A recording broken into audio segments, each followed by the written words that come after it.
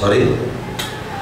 আরে ওই খ্যাত দুইটা ওই যে নোয়াখালীলা বরিশালীলা কি যেন মিক্স কি যেন বলে মিক্স ভাষায়, ওটা আপনার সাথে উঠে?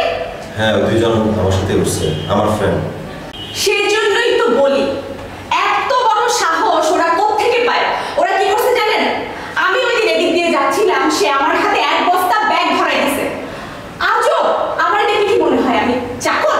সে আমার কি ভাবছে আমি তার চাকর? আমার ড্রেস দেখে কি মনে হয় আমি একটা চাকর মহিলা? সে এত বড় সাহস কিভাবে পায়? এটা কি কোনো সভ্য মানুষের কাজ?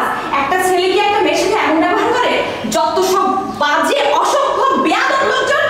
আর সাথে একটা ছিল না কালো কইরা, ওইটারে দেখলেই মনে হয় এটা একটা শয়তান, মানে দেখলেই মন চায় যে এটা ধরে থাপড়াই।